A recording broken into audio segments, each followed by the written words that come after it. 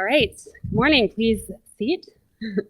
Thank you for joining us today for the release of the 2023-2024 Standards of Learning data results.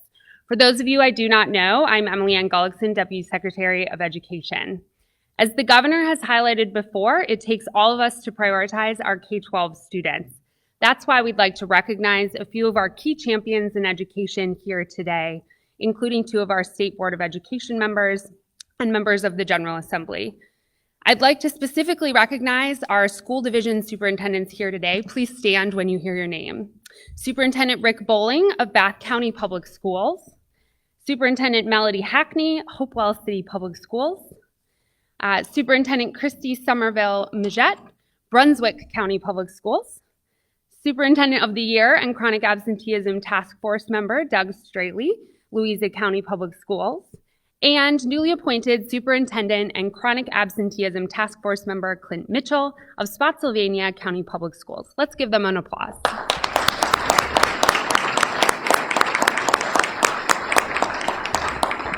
To the other advocates in the room, thank you for all that you do for Virginia's students and parents. And I'd like to recognize the outstanding Department of Education team and leadership members here in the room today. Thank you. Now, it is my pleasure to turn the stage over to a true champion for K-12 students, our Governor, Glenn Youngkin. Thank you.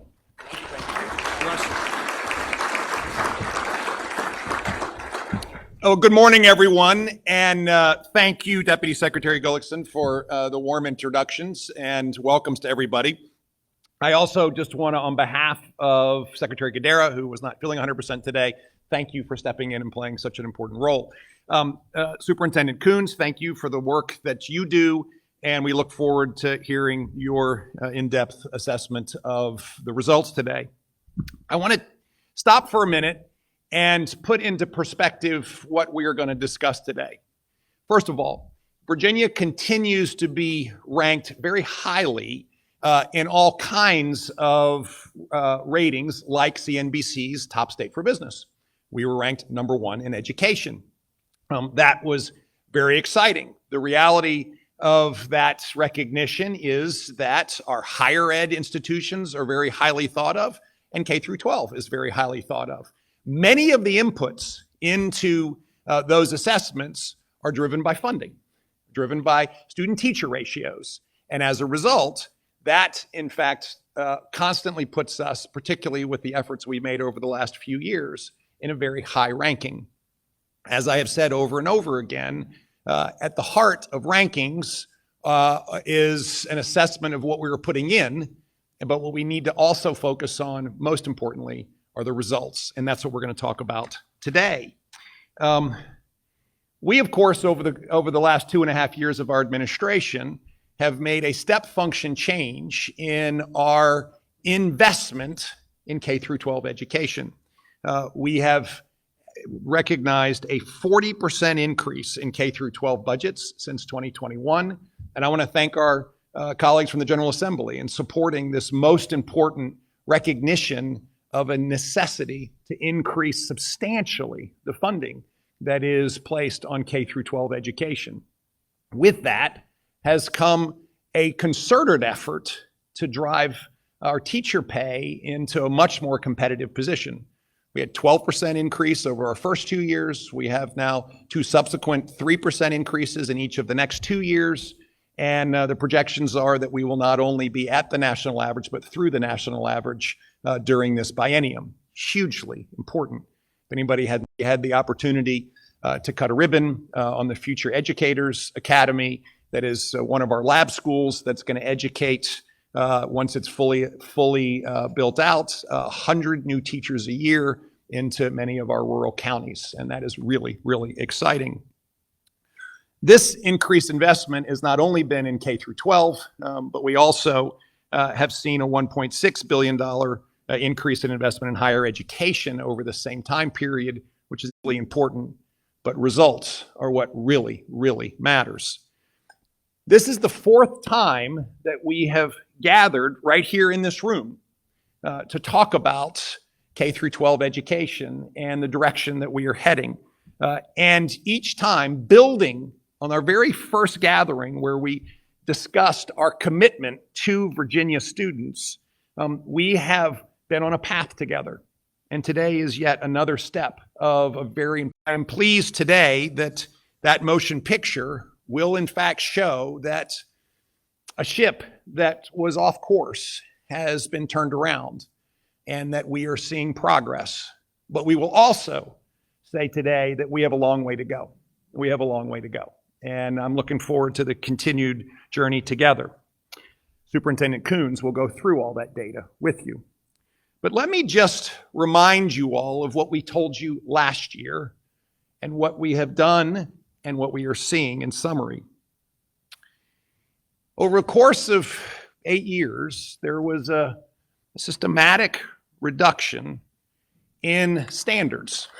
What do we mean by that? What we mean is that the number of questions that it required to get right on a test to determine proficiency was reduced. And what that meant is that students did better on Virginia's tests than they did on nationally recognized or oftentimes internationally recognized tests, like the National Assessment of Educational Progress. The cut scores on Virginia's test oftentimes suggested that students were proficient, when in fact, on national tests, they weren't.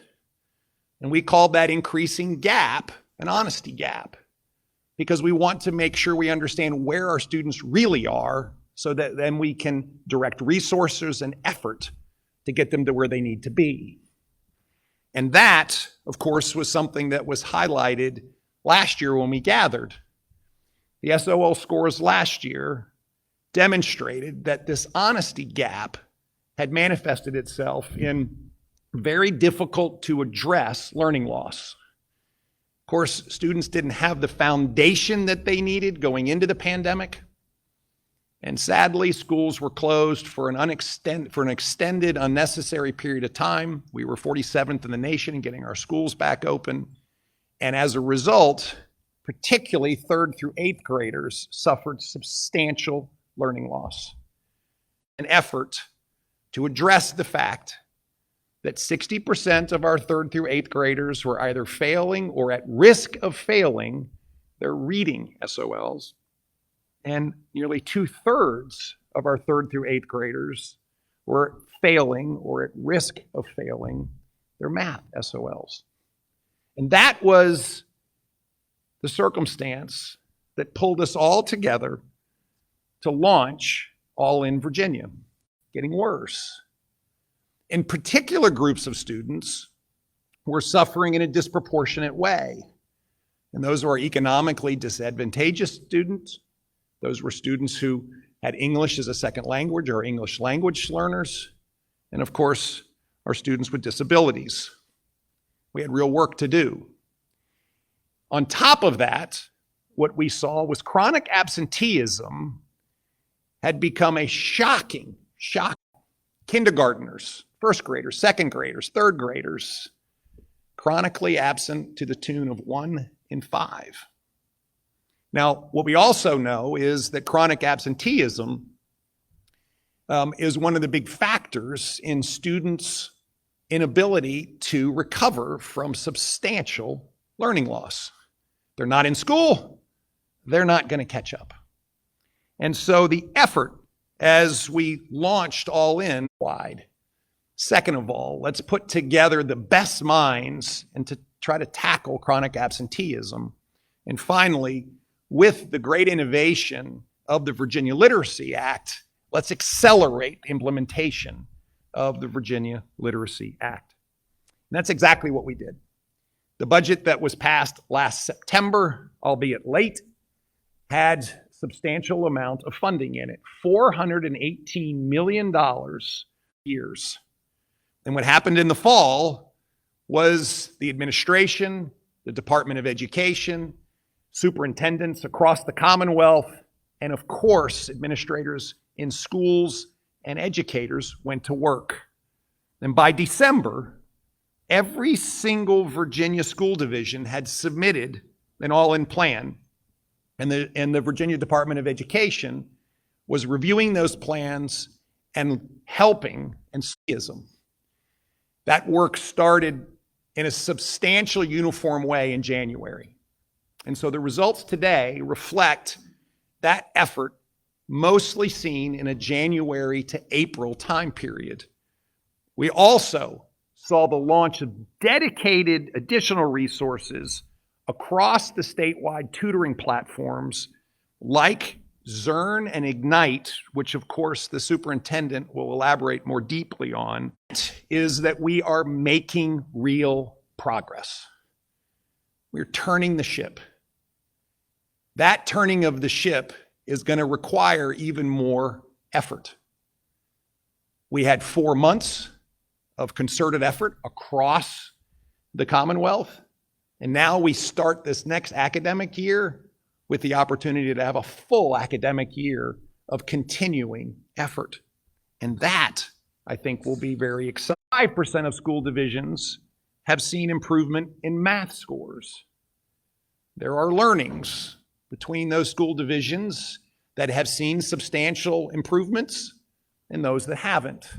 And that's part of the best practice sharing, the best way to implement intensive tutoring that will be, of course, incorporated across all in. We've seen improvements in 3rd through 8th grade reading. During the pandemic, improve faster. And most importantly, we have seen that the all-in intensive tutoring efforts work. With regards to chronic absenteeism, we saw a 16% reduction in chronic absenteeism. What that means is that the efforts across the Commonwealth are working. The net is that we have on how other school divisions can improve even faster. As I said, the ship is turning, and it's exciting to see it happen. What that means is that all of us need to continue to lock arms and support the efforts of intensive tutoring and support the efforts of battling chronic absenteeism and support the efforts of rolling out the Virginia literacy. Superintendent Coons to walk us through the data, and then I'll come back at the end with a little bit of encouragement for next steps. Thank you.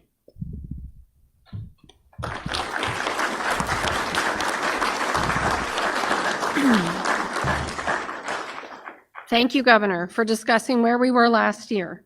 On September 7th, the department, the secretary, and the governor showed data that continued to demonstrate that student learning loss persisted and students were not at performance of any other state in both 4th grade reading and mathematics.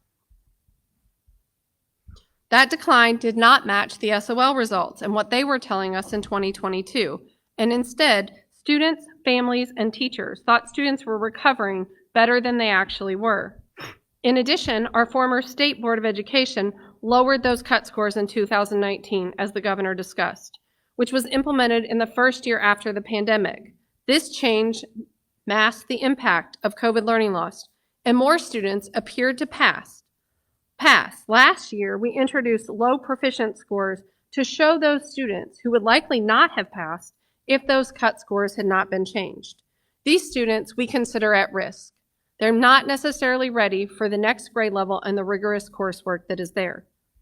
You see that gap as well in our mathematics scores last year. In addition, as the governor mentioned, we have gaps in our students that are in their disadvantaged groups, whether they're our Black or Hispanic student groups were hit harder by COVID learning loss and saw more declines in their scores. In addition, many students, such as our economically disadvantaged, our English learners, and our students with disabilities who were already behind, saw even more loss. However, our high schools told us a different story last year. We had just 1% below our pre-pandemic rates in our reading EOC cut scores, and our math scores were on track to improve. So we were seeing our high school students bounce back last year. But what was abundantly clear last year was that students who attended school had a better chance of improving their learning, and students who didn't struggled more than their peers. Virginia students who had missed 18 or more days after the pandemic, so much that our chronic absenteeism doubled post-pandemic. We were 10% chronically absent prior, and our students were 20% after the pandemic last year in 2023. We also learned that those students who were chronically absent, who missed at least 18 days a year, which sounds like a lot, but is only 2 days a month on average, scored 18 percentage points lower last year in reading and 25 percentage points lower in mathematics.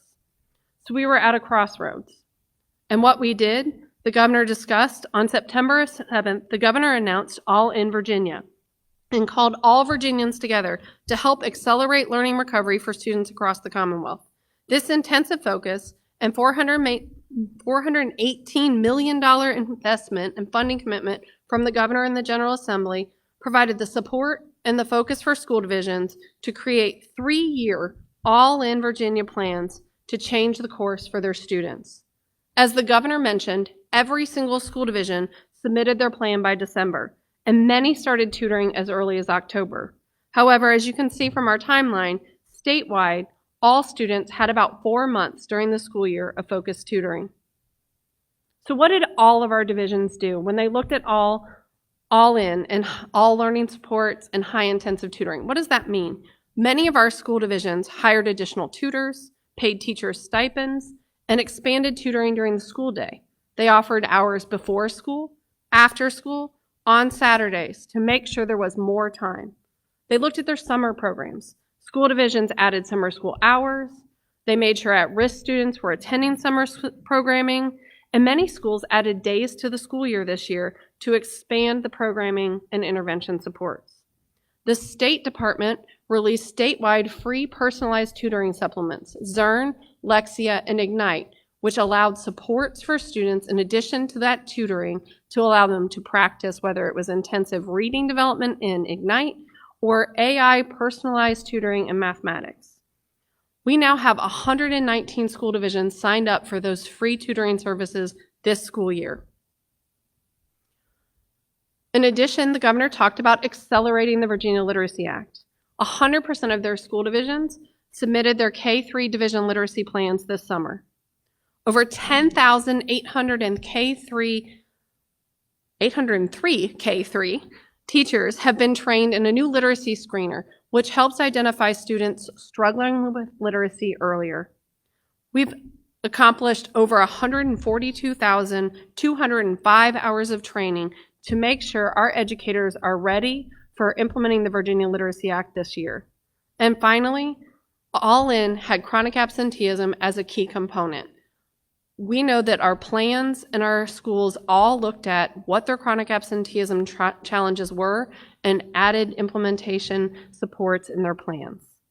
The governor asked us to establish a statewide chronic absenteeism task force, and I want to shout out 2 of our members, Dr. Mitchell and Dr. Straley, who served on that statewide chronic absenteeism task force that looked at things like transportation, looked at things like making sure students had a healthy breakfast every morning, removing mental health barriers, and ensuring we were re-engaging families. That task force developed an action kit, which was launched at our superintendent's conference in January, and then we had a symposium of attendance specialists who came together and looked at the resources in the kit and personalized those to their own school division. The department launched an Attendance Matters VA campaign to make sure we were spreading the word that it is so important for children to come to school. And we had a cohort of over 200 principals that worked on their own plans in their own school divisions on how to remove barriers and make sure students were coming to school. So now where are we? What does our data say?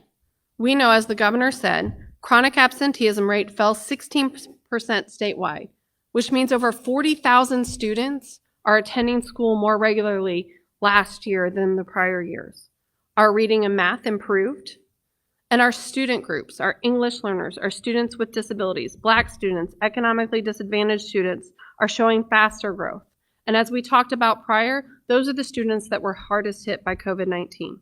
And most importantly, our school divisions who have implemented strong all-in plans and maximized evidence-based resources have seen the most growth in attendance, reading, and mathematics. If you look at our reading results, we will show those in that fail, at risk, and high proficient advanced. We are seeing increases in our high proficient and advanced students. Students are ready for the literacy work of the next grade level. We're seeing a reduction in students who are failing.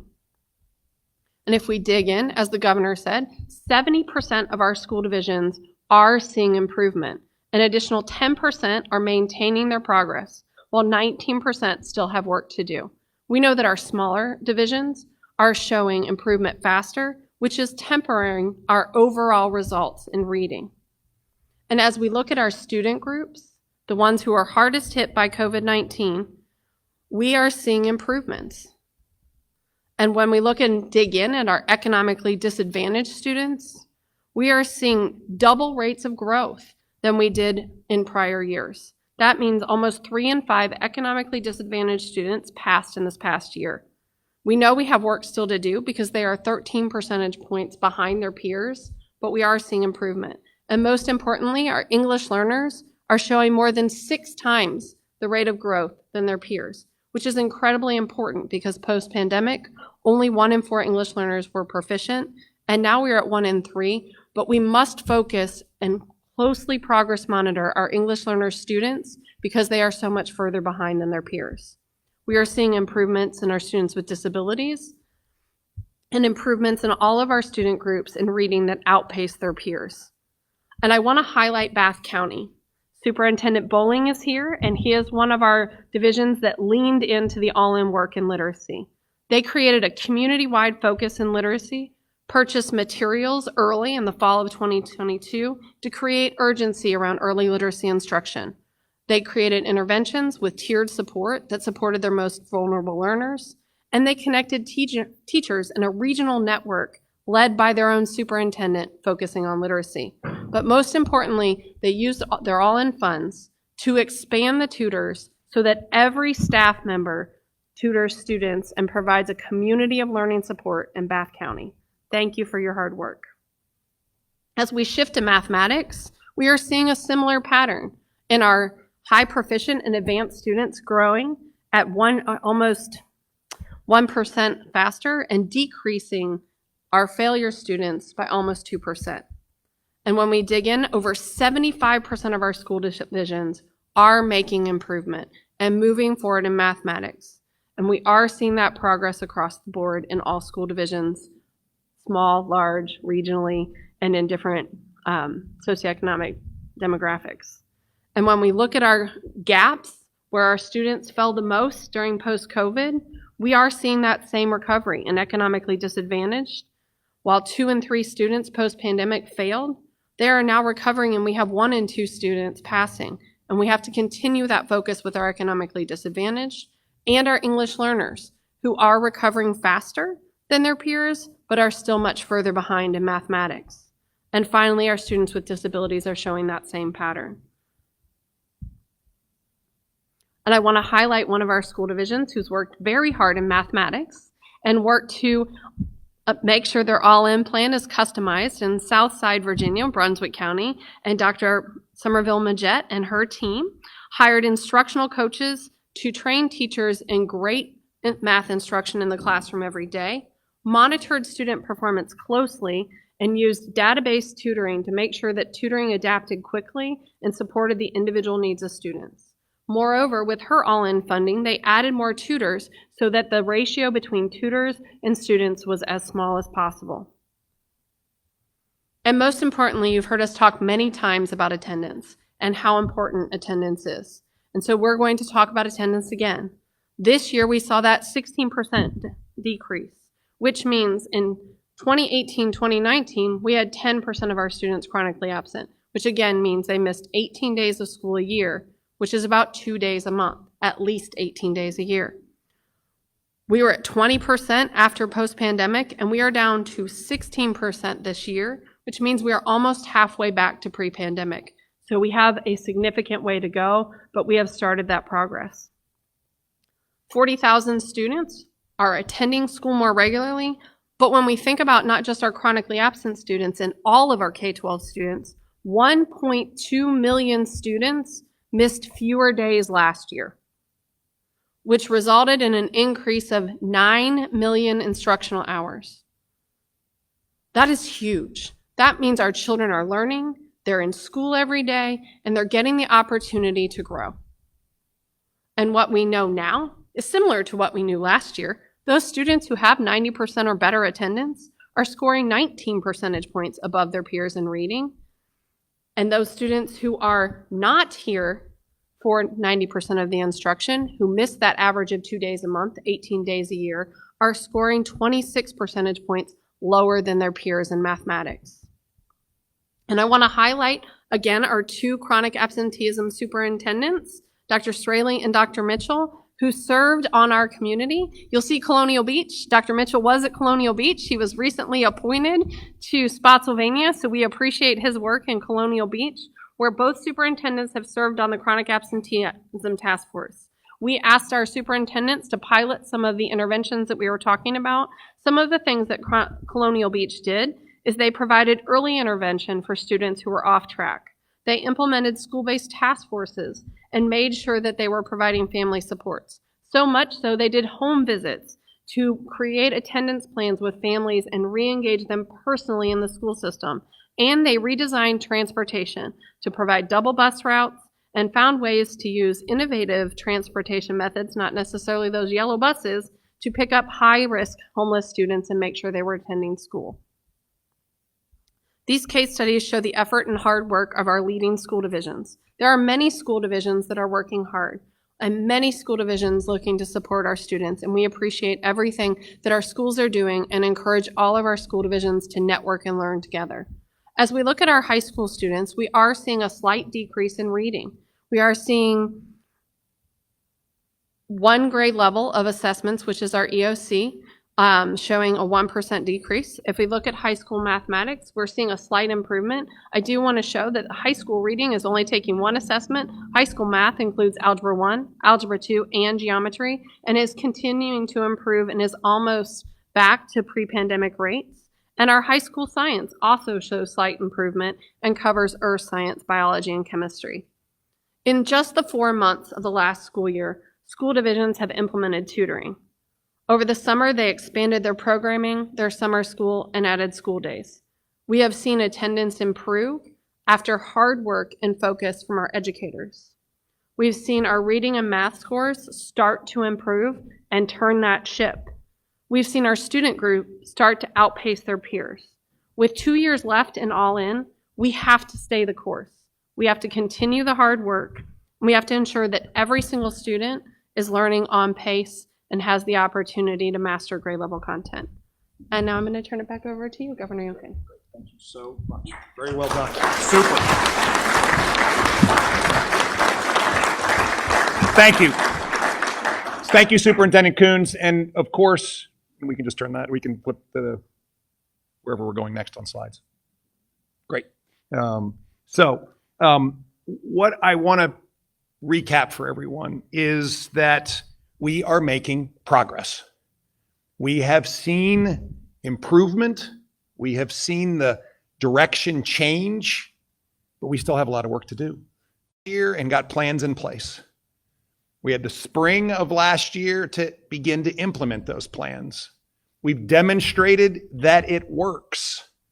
And now, this academic year, we all have to be all in. And this is where we will begin to see fundamental change. And that is why it's so exciting to see Virginia leading. You see, and the reality is that when the foundations aren't in place, recovery is hard. And therefore, it requires intervention. It requires intense tutoring. It requires that interaction that a few students can get with a tutor in a different environment than the classroom. And particularly those students who are failing everyone else.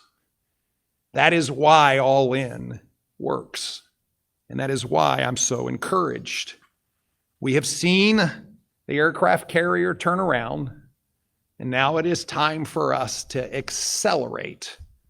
And that's why the work now is revising and sharing and making sure we execute. What's been very exciting is to see the basic State Board of Education for continuing to recognize that we can raise expectations for our kids, and our kids will meet them. We also can provide additional support for students that need additional support. And therefore, we can raise the ceiling and the floor. And we are in the middle of seeing that work. I also want to congratulate the now being shared, again, work. I have to say, sometimes the smaller school divisions are more nimble and can move more quickly and can demonstrate best practices that then can be shared. But we also need to reimagine our ability to engage communities in this effort as well. And I do believe that coaches, and pastors, families, and children to be in school, because we do know that when they're there, they do a lot better. I'm also very excited about the fact that we've been able to extend the statewide personalized tutoring platforms all the way through 2026. And so these personalized platforms will continue to be available. And of course, what we are seeing is results. The all-in money will continue to be deployed. As we said, the $418 million was set up in a multi-year format so that this effort can continue. I have to say that we know that as we engage in system-wide intervention, system-wide intensive tutoring, we will continue to see accelerated progress. Thank you to the superintendents who are leading. Thank you to the principals that are implementing, and thank you for the teachers and the tutors that are changing students' futures.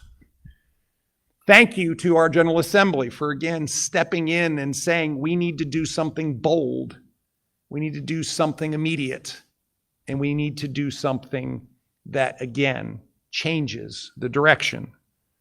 And that is a fundamental role of our Department of Education. So finally, thank you all for joining me today and giving us a chance to provide this next snapshot in the motion picture that is Virginia providing the very, very best education in America for our children, recognizing that our children are the future of this Commonwealth and that the opportunities that they will be offered and the chapter working with them, working with their parents and their families to unlock that unbridled opportunity. We still have work to do, and we know that. But I am confident that if we stay on our concerted, committed path, Virginia will continue to lead the nation in having the very best educational system. So, God bless you all. And it's August 20th. And as school divisions across the great Commonwealth head back and are enjoying their last couple of weeks before they head back after Labor Day, I just tell us all that this is going to be a great year for Virginia's students. God bless you, and thank you.